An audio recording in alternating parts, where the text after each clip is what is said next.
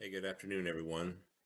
Today we're going to start to talk about Chapter 4, which is community policing, guardian or soldiers. So, we're going to look at the challenges and best practices associated with what we would call community policing. And we're going to talk a little bit about what that is and how we might accomplish that.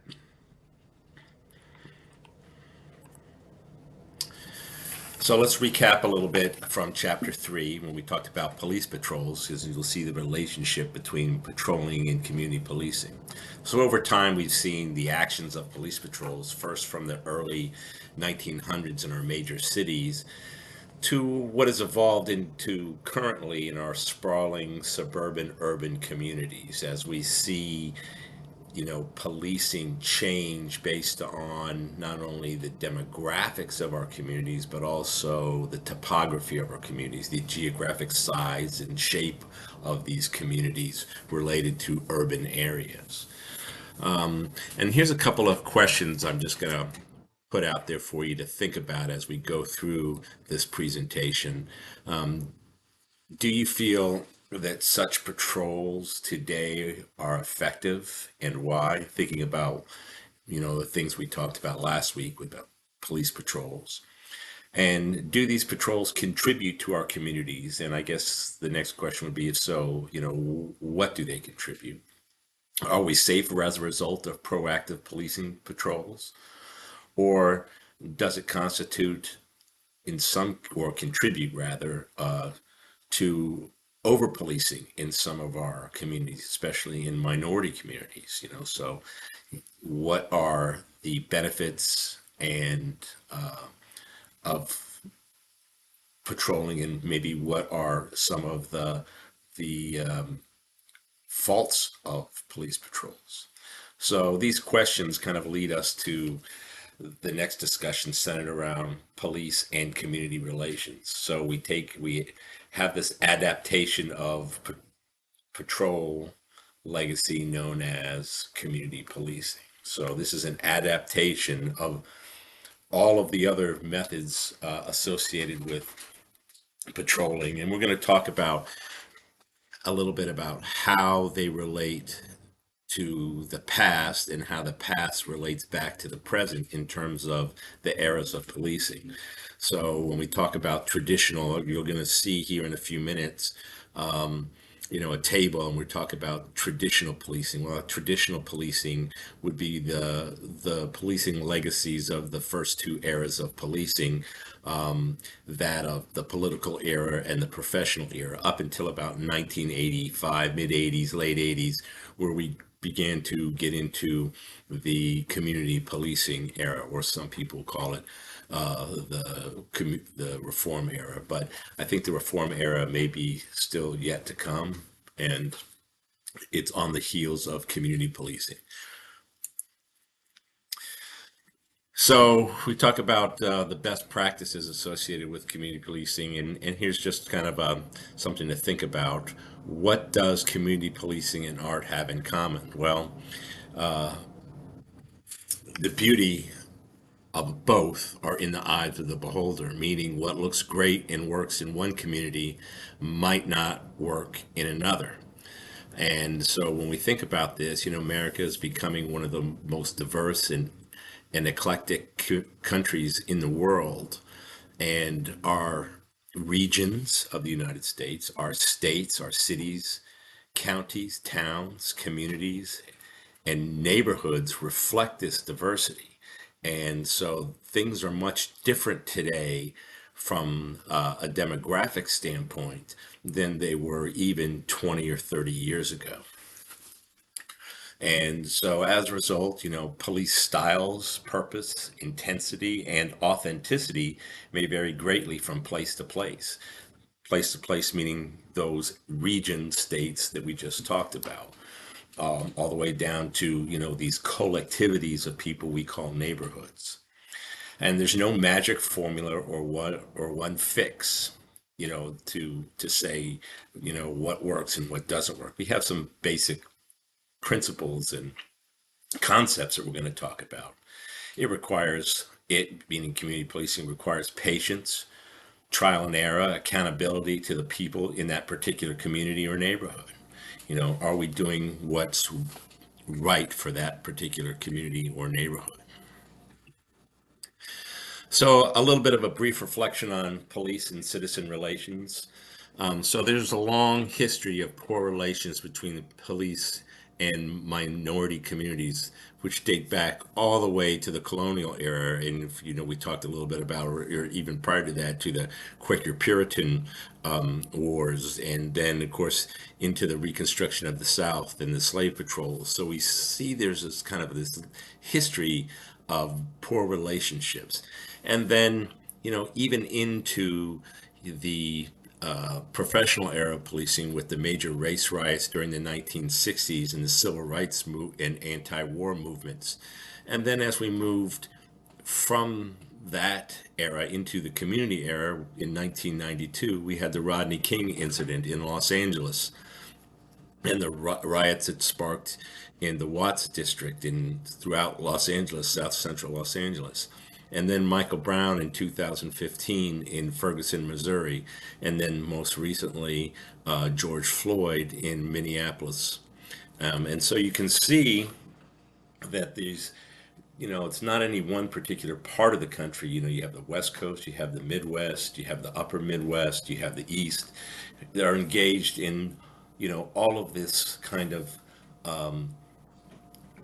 poor relations, poor policing and community relations.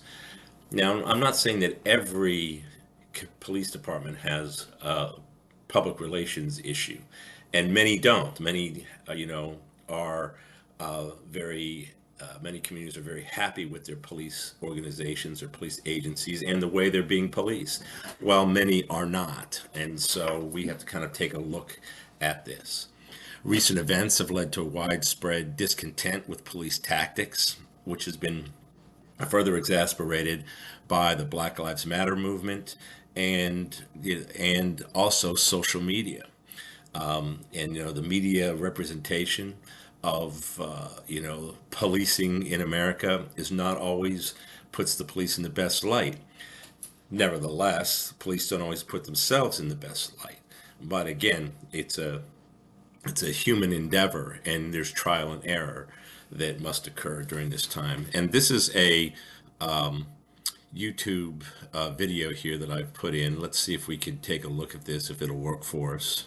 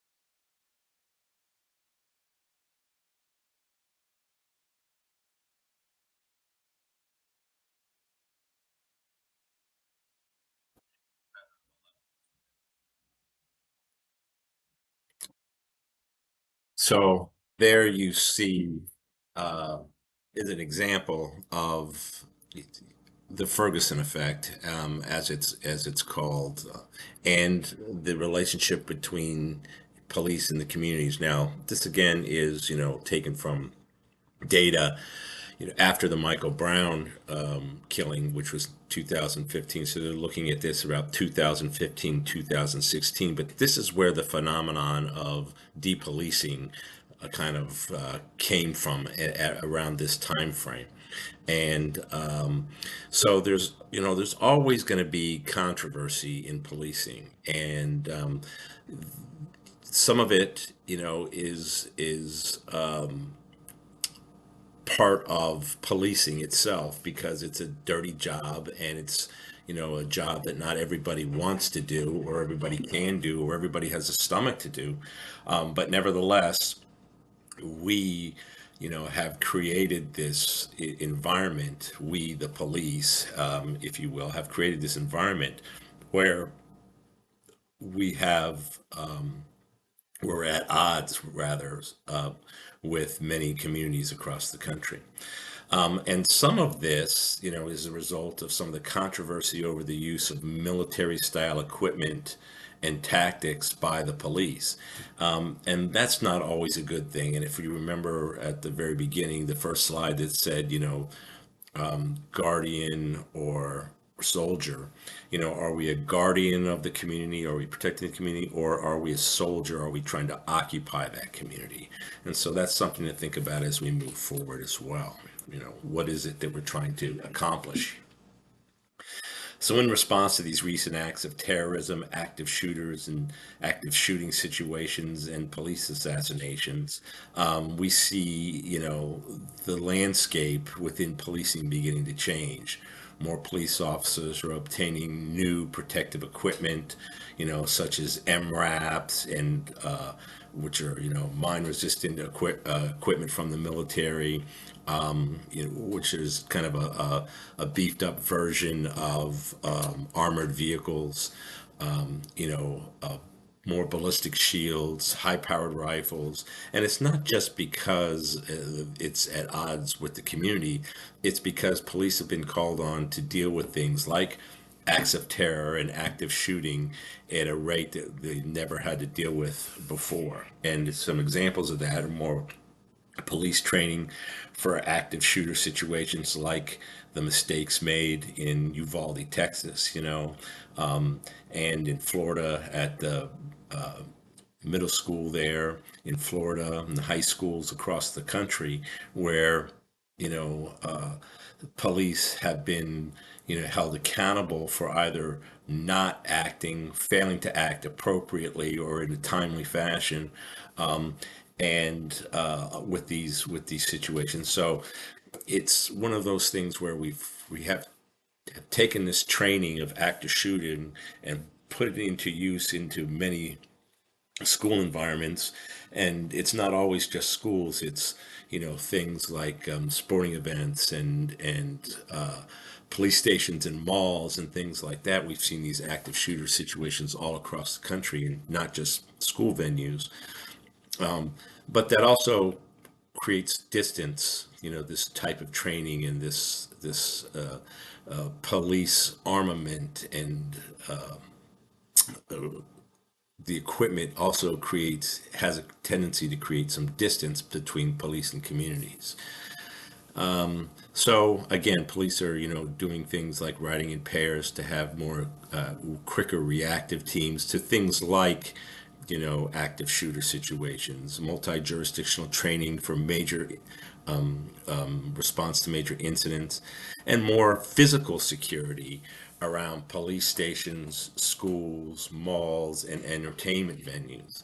So what once was an active or an active gathering place, such as a police station or a school, even malls, or may not be that inviting anymore due to physical security constraints, as a result of all these incidents occurring across the country. And then here's the cover of Police Chief magazine. back in 2016. It's violence against police.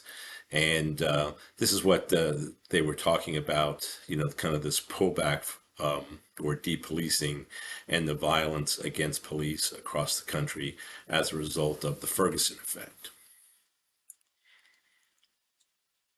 So, how do we begin to build better relations with the community? And again, these are things you might say, oh, these are no-brainers, but at the same time, not only are they difficult, they have challenges along the way. And are we sure that what we're doing will work in the respective communities? And again, like you said up front, it's kind of trial and error and patience. You're going to make mistakes. Let's just hope that the mistakes we make aren't fatal mistakes. And so recruit and diversify police agencies. So recruit through diversifying police agencies. So look at how we're recruiting people for police positions, like we talked about in chapter 2 with hiring, recruiting, hiring, training. All of those things, have to come to bear in the mindset of looking down the road at police and community relations. Are we recruiting and hiring the right people for these particular communities? We need to stop blurring the lines between the police and the military, the police and National Guard, the police and an occupying force. The police are not the military, and they shouldn't be treated the same, look the same, or even kind of talked about in the same vein because they are two different entities. One is designed to protect the homeland and from abroad, and the other is designed to police individual communities and neighborhoods to keep them safe from crime. There's some, not necessarily the same thing. There are some commonalities, but not necessarily the same thing. Begin to wear body worn cameras, and when we think about,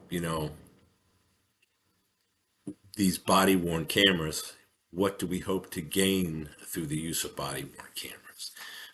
And we'll talk a little bit about body worn cameras towards the end of the semester when we talk about technologies. And there's a lot of things that body worn cameras can do for us, and there's a lot of things that body worn cameras can't do for us in terms of community and police relationships. More transparency and information about officer involved shootings. The community deserves to know. They should know. We should be able to tell the community, if officers were involved in a shooting and why. Most more outreach, if you will, to at-risk communities. Look at partnering with other community organizations in these at-risk communities. Citizen involvement on public policy issues. Here, again, we should ask the citizens and the community members, the community leadership, everything from, the business populations to, house of worships, what do they see and in this public policy, and how would they like to see it implemented, developed and implemented? Citizen engagement with police training, citizens police academies, which are really good because they bring people in and show people in the community and people who represent perhaps both public and private interests in the community, how and why police do what they do. And then community and police forums, small meetings, what we call town hall meetings between police and community members. Oftentimes, those kind of can turn into complaint sessions, and the police feel like they get beat up in these community meetings. But at the same time, maybe they need to hear that from the community in to help change the way they're policing those communities. But at the same time, it should be more of a, give and take, a cordial discussion about what's going on in the community. But it all depends on how and who has structured the formats of, these meetings and the community policing apparatus as a whole, or what we call the organizational efforts of community policing, which we'll talk about in just a minute. So, change in police mindset. This is sometimes more difficult, easier said than done, more difficult than we can kind of imagine sometimes. So the need for police to build trust in relationships within the community is a critical challenge. So this needs to be a two-way street. The police need to help and trust the community, need the help and trust from the community, and the community in turn will provide help and trust in policing. And if the community fully respects and finds that the policing apparatus in that community is healthy and legitimate, they don't want bad things to happen to their police. They will support the police. If they find that the police authorities being misused, or the police are not held accountable or are illegitimate in the community, then they're not going to keep their police, they're not going to keep the best interests of the police at heart. And so, that's a two-way street. And it sometimes is hard to kind of get this through to many members of your agency, based on, historically what's happened in the communities in police relationships across the country. The inability to handle officer misconduct impacts the integrity and professionalism and trust.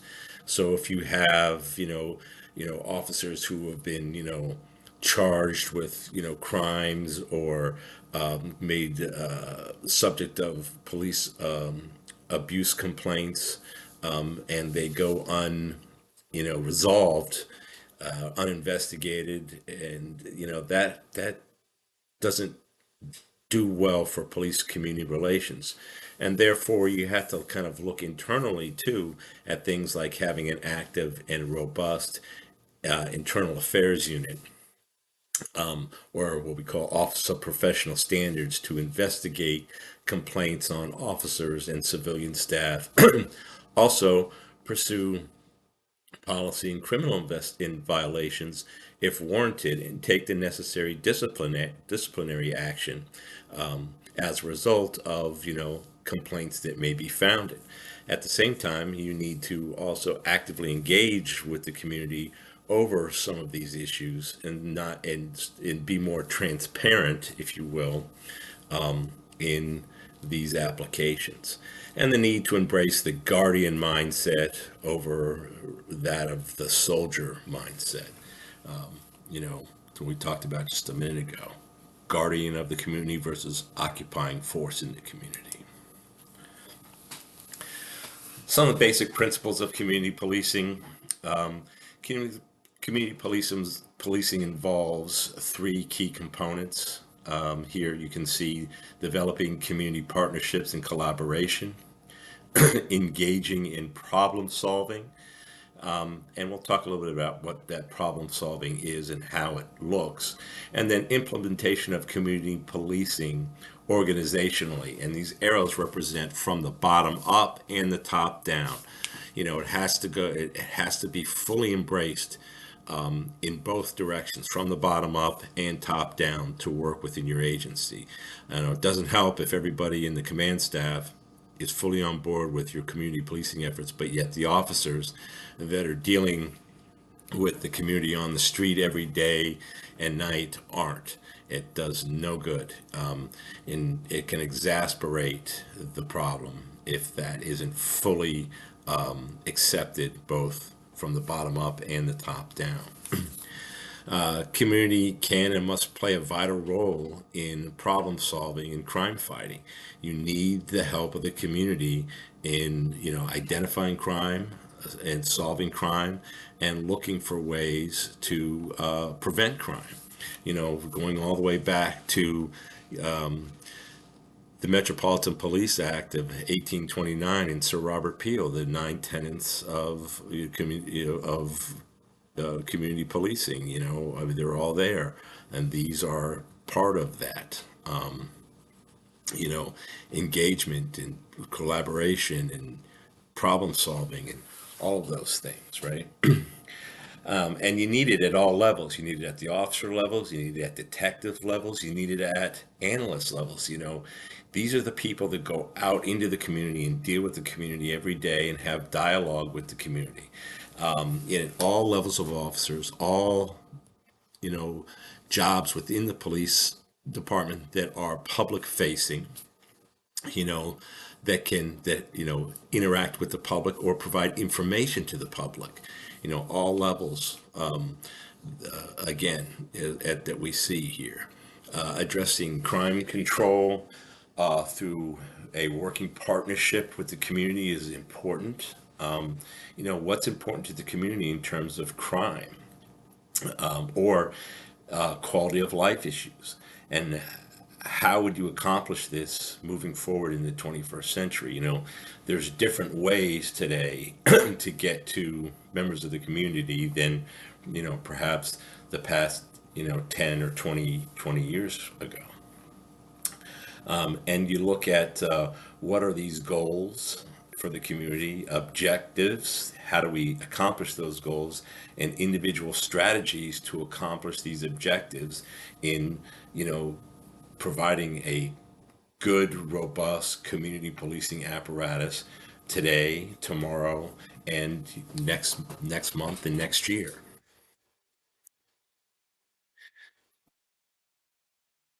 So this idea of community policing is really kind of a philosophical perspective on how and what is best for both the community and the police department moving forward together in a partnership. And this community-oriented policing is, what you'll see this term COP, that stands for community-oriented policing, is a long-term process, and it involves, this fundamental institutional change, and helps redefine roles of the officer from crime fighter to problem solver. It's not about just crime control, it's about also solving problems, and solving those problems, you know, ultimately equate to quality of life standards going up for members of the community, and people then begin to feel better about their community and safer in their community. Also, this idea of crisis intervention training. And I have a little anecdotal example here, again, that we'll take a look at. But, mental health issues in the communities have been on the increase over the last 2 decades.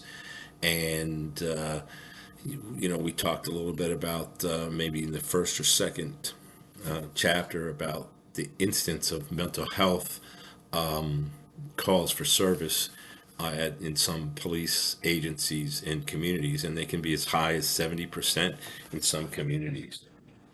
And we have a real mental health crisis in some demographics here, a- age groupings in the United States.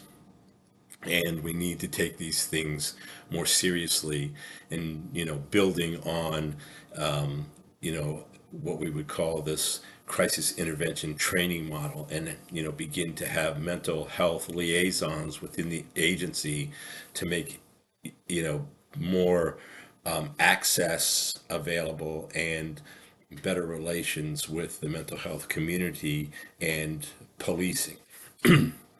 And this is, like I said, an anecdotal example of this is the Boise, Idaho. Idaho is consistently among the states with the highest suicide rates in the country. Suicide is, sadly, is the second leading cause of death to most people in Idaho, or Idahoans, between the age of 15 and 34. And in some communities in Idaho, and this is the Boise Police Department official stated 70% of what they do is social work and mental health work. And so let's see if we can pop this in and see if it'll work for us.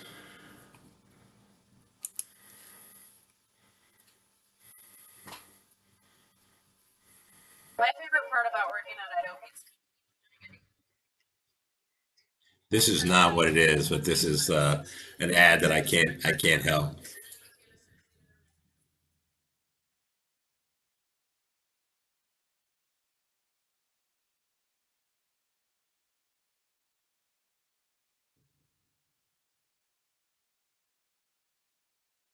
Idaho Pizza.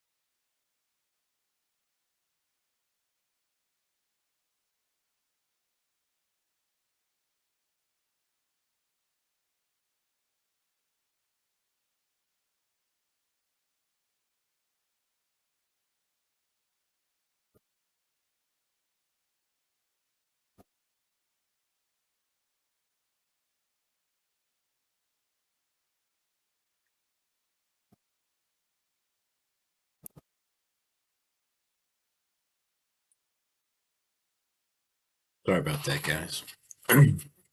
Um, so as you can see in that little clip there, some of the things we've talked about, hiring the right people that have kind of this, you know, sense of, duty and community that assists in you know, helping those in distress.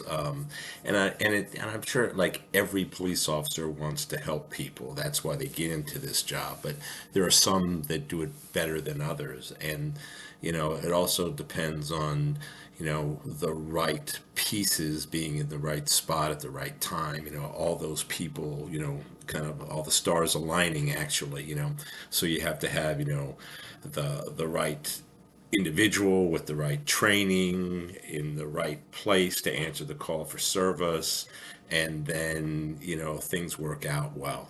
And so that's kind of what we talk about in terms of aligning the stars. And the more people we can hire with that kind of propensity for empathy, compassion, and the training and their experience and ability and insight, then that goes a long way in the community.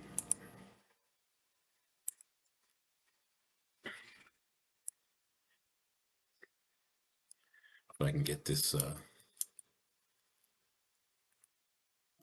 next. So here is there are five tables here that kind of look at traditional versus community policing questions and roles. And when I say traditional policing versus community policing, when I talk about traditional, let's look back at, the political era and the professional era of policing from the turn of the century, early 1900s, moving forward into the 1940s and 50s, and in through the professional era in the 50s, 60s, 70s, into the community policing era in the late 80s. And I'm not going to, go over and read all these things and bore you to death with them, but you can take a look on your own over the next, several slides and look at the questions, in terms of, how we might have responded in a traditional policing environment, those that I just mentioned, political era, professional era, and how we might respond today in a community era of policing. And again, I said that, these go on for, several slides.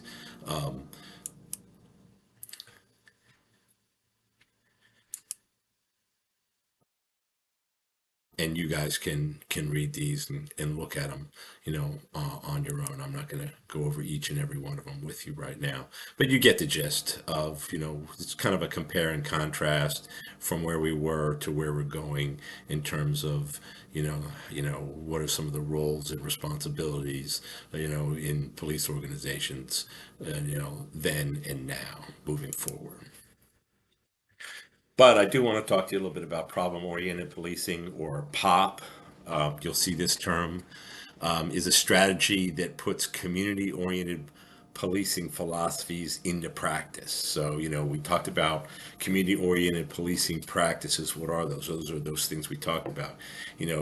Engagement with the community, partnerships with the community, organizational acceptance, those things. And now putting that into practice, into problem solving. So begin to examine the underlying cause of recurring crime incidents. Why do things continue to happen in these particular neighborhoods or at these particular, locations, grocery stores, places, convenience stores, and begin to apply some strategies. And one of those strategies is the Sarah model, and that's scanning, analysis, response, and assessment. So you scan for the problem. What does it appear to be? Then you analyze the data. Do you have data? And if you don't have data, then we want to begin to collect data on this particular address or this particular location or this particular park or this particular event.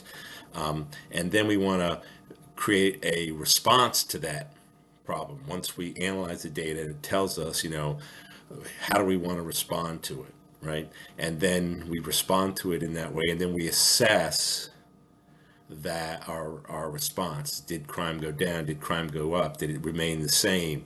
Did complaints against the police in this particular area go up? How are we handling this? And then we do it all over again. If it's not working, we scanning the problem again. We look at the data. Do we need a new set of data to look at? Build a new response and assess that new response. And so this is kind of the life cycle of the community oriented problem oriented policing is what I meant to say, not community oriented, problem oriented policing. So this is kind of the life cycle of problem oriented policing by way of the Sarah model. Okay. Again, you know, the line officer is given more discretion and decision making ability for a broader range of responsibilities. So when this is kind of different, this is one of the major differences, if you will, between what we call the traditional models and the community models, is that we're pushing this police discretion and decision making down to the lowest level within the agency. And why the lowest level? Because those are the officers on the street, at 2 o'clock in the morning that are dealing with these issues. It's not the people, not the managers, not the command staff, not the chief. It's the officers at the lowest level. And so, in order to have the best outcome and the most immediate impact on the problem, it has to be the officers' use and proper and thoughtful use of discretion in decision making, and have that ability and the autonomy. It's really, really important. And the autonomy, fear from, correction or judgment of, the ranking officers for exercising that discretion in decision making. And that's really hard to do in some organizations. As a middle manager, a first line supervisor, middle manager, police executive, it's really hard to turn the keys to the shop over to somebody who's less experienced, but yet at the same time needs to exercise their experience by making decisions. And hopefully you've trained them properly, you've selected the right person, given them the tools and the apparatus they need to be successful in these decision making process, and turn those keys over to them and just live with the outcome. Good, bad, you got to live with the outcome. And that's how people gain experience. And in decision making, the more you do, the better you get. The better you get, the more you're willing to do. And that's where the growing pains of community policing are most exhibited, if you will, in the organization. And so, you know, the problem-oriented policing model values thinking, officers in with the autonomy to act without, protracted policy discussions. Like I said, officers do more than just handle calls. They look to solve problems. How do we prevent this from happening again? Or how can we fix this tonight, both in the short term and in the long term? We'll talk about that in a few minutes as well. You know, Officers are in touch with youth within the communities, and you do your best to provide a good relationship with youthful people, because as they begin to grow into different roles within the community, you hopefully have that relationship and trust built.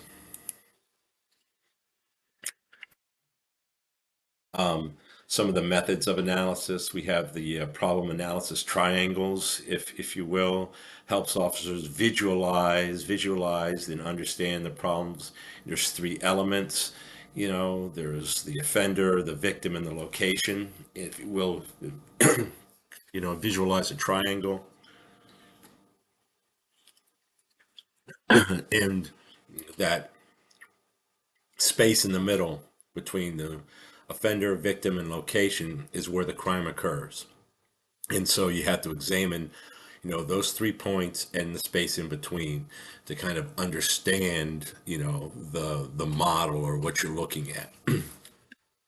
Computerized crime mapping, um, and offense reports are important, um, because it helps us kind of, again, visualize this triangle by moving it around to different parts and places within the community to look at the crime data. Analyzing calls for service, or what we call CSA, that's looking at, reveals hotspots of crime and disturbances, looking at the calls for service. How many calls for service do we have for fights? How many calls for service do we have for, drug dealing? How many calls for service, and where are they? Put them into this crime mapping environment, and now you're looking at an overlay of different levels, and this visualization of the triangle: offender, victim, location, data on top of it, in layering the data. So that's the ultimate challenge in problem oriented policing, is searching for the most effective way to deal with a problem, both in the short term and in the long term, but focus on developing and implementing responses to the problem that's at hand. And then, if you can kind of build that into a long-term solution, that's ultimately what you want to do, and try to avoid the quick fix, just arrest this offender and then, arrest that offender, or close this down, or, put an officer there standing in the parking lot. That's not always the best thing to do. It might work for a short time or be the quick fix, but in terms of long term, it might not necessarily be ultimately what you want. Assessment, evaluation of overall effectiveness. So you have to evaluate the effectiveness of your responses, going back to the Sarah model. You know, look at all the measures, the calls for service, arrests, reported crimes, response times, clearance rates, citizen complaints, and citizen satisfaction surveys, workload indicators. Are these officers doing too much? Are they just too much directed patrol, not enough undirected patrol, bouncing from call to call to call? And you have to kind of build into your community policing apparatus, these, engagement with the community in a question and answer kind of format. And that's what we call, the surveys, and, looking at surveys and citizens' fear of crime.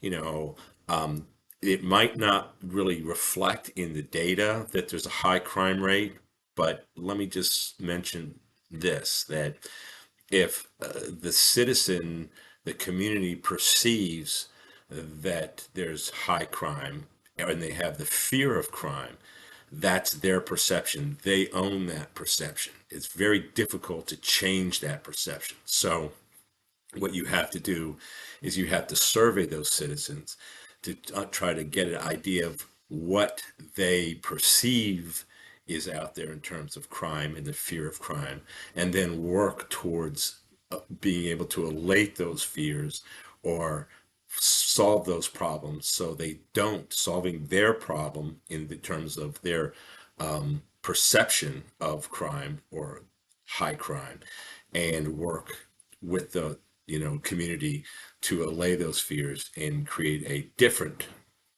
or a more informed perception of crime and the fear of crime. So engaging in the paradigm of smart policing. So there is an emphasis on the use of data and analytics to improve crime analysis, performance measures, and evaluation research. These are all, key to the this information we talked about just a minute ago, in crime and the fear of crime, and measuring crime, and what does it mean to each community across the board. So some of the key elements is police and researcher partnerships. So many police agencies have, partnered with, universities across the country. We do a lot of that here at George Mason, and we do that through the Center for Evidence-Based Crime Policy, or I have a slide here that I'll show you here in just a moment. And we look at the American Society of Evidence-Based Policing, and here's some websites and to take a look at with more information about, what is, smart policing initiatives and evidence-based policing and evidence-based crime policy. So at our center, for what we call the CEBCP, or the Center for Evidence-Based Crime Policy, here at George Mason University. It's a rather large center, and the executive director is Cynthia Lum. The director is Dr. Charlotte Gill. And like I said, it's the Center for the Evidence-Based Crime Policy, and it's housed within the Department of Criminology Law and Society, and they have their own building on campus, their own wing of a building on campus, and it's a large center where they do a tremendous amount of scientific research on all of these smart policing initiatives, this evidence-based crime policy, making decisions about policy, both internal to the police department and external to the community, based on what does the evidence show us regarding, when I say the evidence, the data, how are we structuring the data collection and analysis to support our positions on crime and crime policy. And here's down here is the website. I would ask you guys to go down and take a look. It was founded in 2008, and it's a rather productive center at George Mason, and they publish a translational criminology magazine several times a year. And when we say translational criminology, is translating kind of the science into policy decisions about crime and criminology. And it's really a fascinating place in terms of the amount of projects that they have ongoing. And they have, graduate students and undergraduate students assisting in, these studies, and it really is a very popular and, I should say, well received endeavor in the field of crime and crime policy.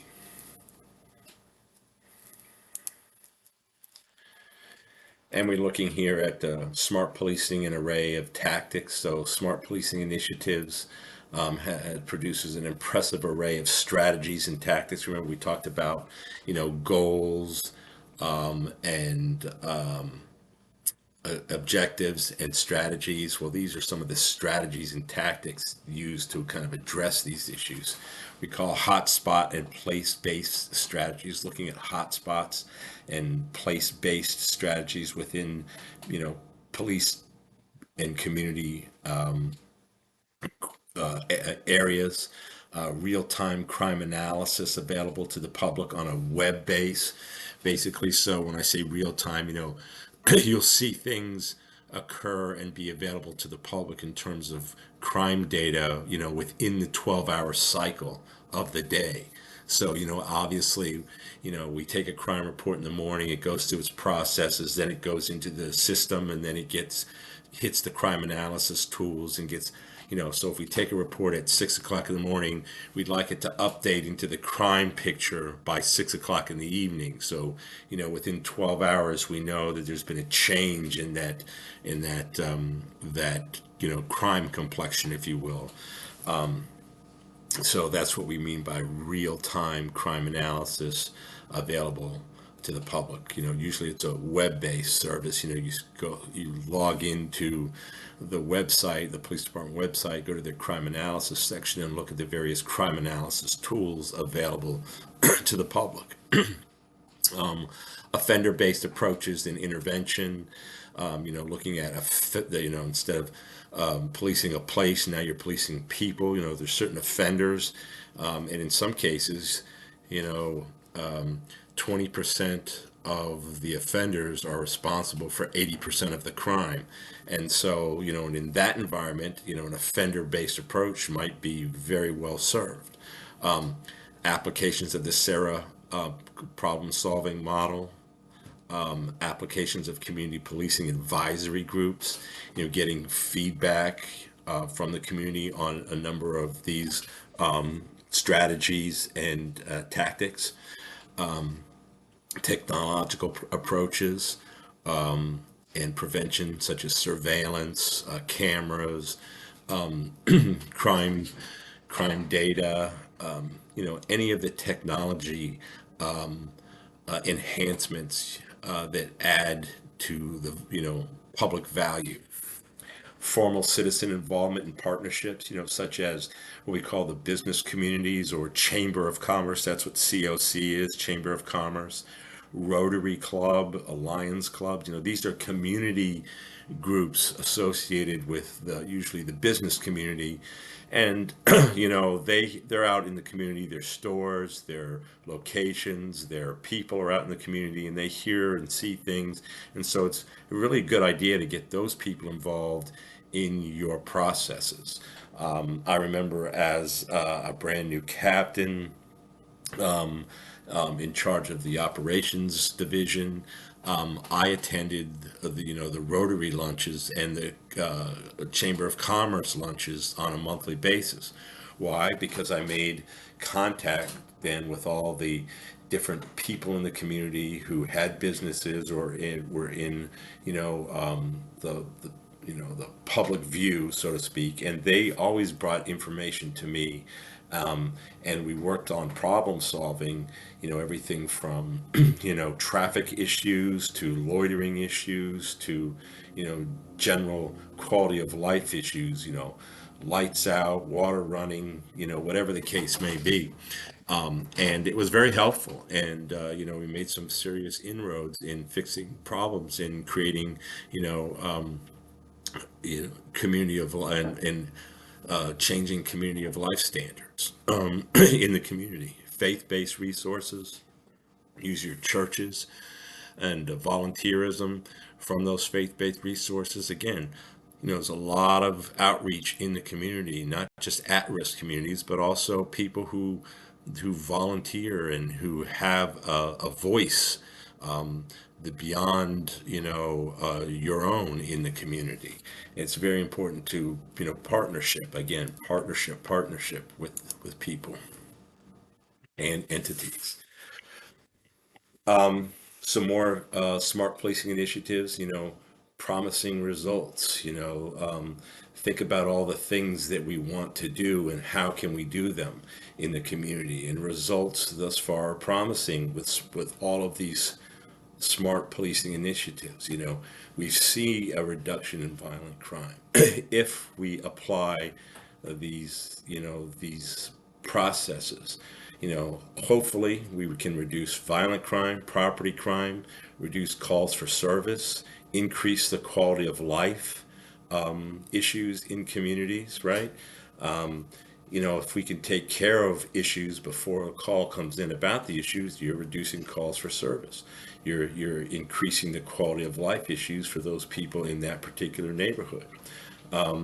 Initiatives that examine, impact of body-worn cameras by police, all of these things, testing, innovative and intelligence-led, and predictive policing strategies, trying to predict tomorrow based on today's data. Sorry. So, and all of these things here, with the help of the community, lead to better police and community relations. And so, going back to what I was talking about earlier, that community policing is not a specific set of rules. It's a variety of methods, strategies, and tactics that are employed by local police agencies in individual neighborhoods, communities, to help those particular communities with crime problems, and partnershiping with those communities, being part of the solution and not the cause of the problem, so to speak, and thus enhancing the relationships with every member of the police agency and the community. And one of the things that I'll leave you with is that every police encounter, whether it's an arrest, whether it's a stop, whether it's a ticket, whether it's answering a call for service, is an opportunity for that officer, for that agency to ingratiate themselves within that community and make a positive impression on the community. And that's extremely important to the profession of policing today, tomorrow, and moving forward. So, with that, I will end here. And next week, we're going to talk about policing and criminal investigations and how the two kind of work together to also increase the community partnerships and police relations with the communities. So next week, criminal investigations and policing. And with that, I will leave you here. Have a great week and look forward to seeing you guys again soon.